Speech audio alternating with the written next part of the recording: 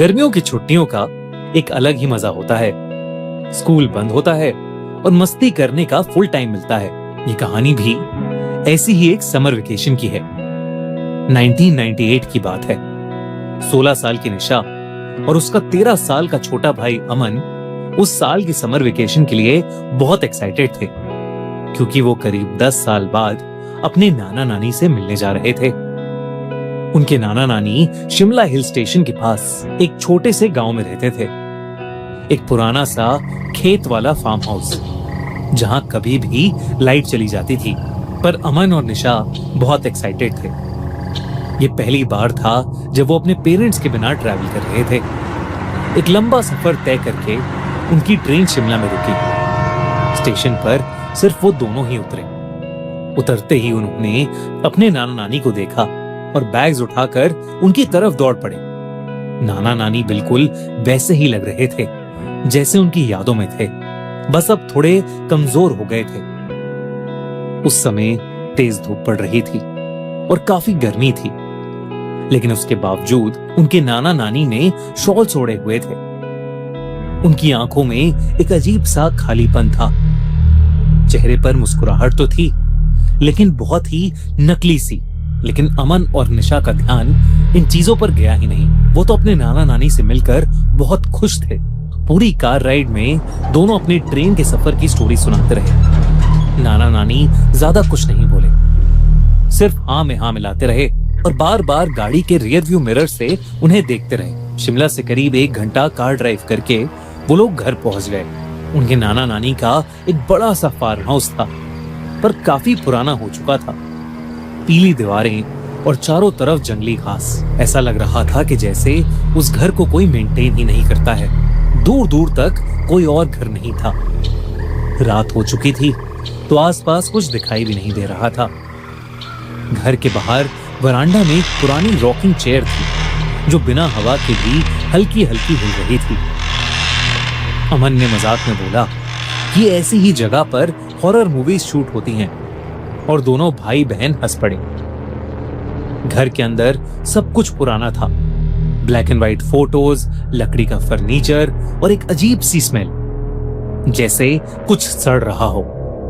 जब दोनों ने मुंह बनाया तो नानी मुस्कुराते हुए बोली, ये गोबर की स्मेल है, खेतों से आ रही है। ये कहकर नानी किचन में चली गई और नाना जी ने उन्हें उनका रूम दिखाकर खाने के लिए आने को बोला। उनका रूम काफी बड़ा था, पर खिड़की से सिर्फ अंधेरा और लंबी घास दिख रही थी। थोड़ी देर बाद नानी ने खाने के लिए बुलाया। सब डिनर के लिए बैठ गए। नाना नानी उनके साथ डाइनिंग टेबल पर बैठे तो सही, पर उन्होंने कुछ खाया नहीं। बस यही रिपीट करते रहे कि वो दोनों कितने खुश हैं कि बच्चे आए हैं। ये बात दोनों बच्चों को पहले तो बहुत अजीब लगी, पर वो दोनों अपने नाना नानी से 10 साल बाद मिल रहे थे। शायद उनके नाना नानी ने उन्हें बहुत ज्यादा मिस किया था। डिनर के बाद निशा और अमन अपने रूम में चले गए। थोड़ी देर बाद नाना जी कमरे में आए। गुड नाइट कहकर नाना जी ने लाइट ऑफ की और जाने से पहले बोला, रात में यहाँ कई जानवरों की आवाजें आती हैं, डरना नहीं और कमरे के बाहर बिल्कुल भी मत निकलना। ये कहकर नाना जी उनके कमरे से चले गए और थके हुए बच्चे कब सोए उन्हें पता ही नहीं चला। अगले 2 दिन काफी नॉर्मल गुजरे। हर दिन नाना नानी दोनों को उठाने आते। निशा अपना ज्यादातर समय एक विंडो के पास बैठकर स्केचिंग करते हुए बिताती थी।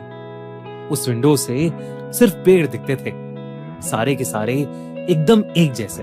अमन घर के आसपास घूमता रहता या घर के पीछे के कोने में एक पुराने झूले पर बैठकर अपने वॉकमैन पर गाने सुनते रहता। नाना नानी हर दोपहर ये कहकर घर से निकल जाते कि वो दोनों खेत में काम करने जा रहे हैं, और सीधा रात को वापस आते। घर में एक लैंडलाइन फोन भी था, पर वो खराब पड़ा था, तो वो बच्चे अपने मम्मी पापा से भी बात नहीं कर पा रहे थे।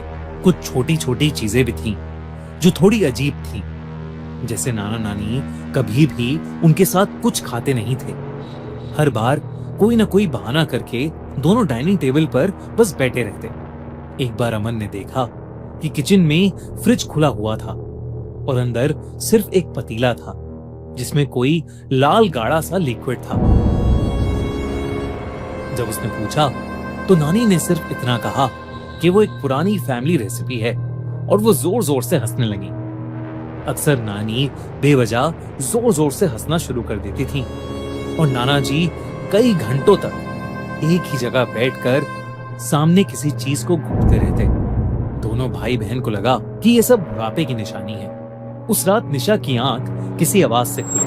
आवाज दरवाजे के बाहर से आई थी। तभी दरवाजे के नीचे से एक बड़ी सी शैडो गुजरी।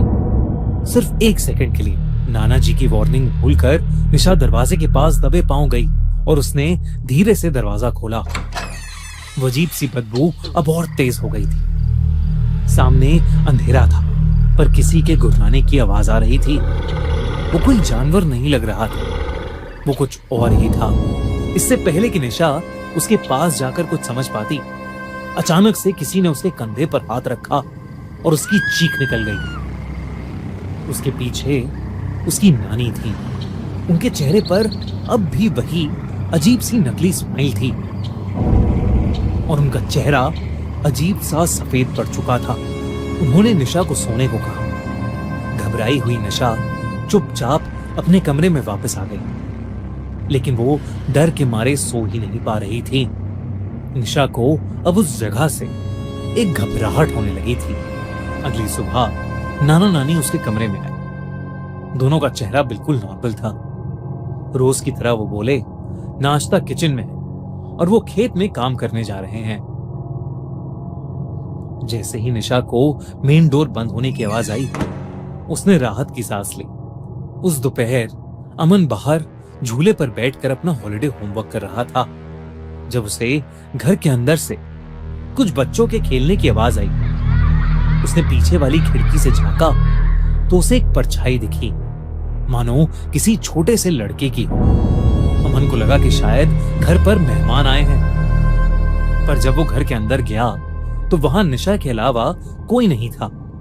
वो पूरे घर में उस लड़के को ढूंढने लगा और तब उसका ध्यान ड्राइंग रूम में पड़ी ब्लैक एंड व्हाइट फोटोज पर गया।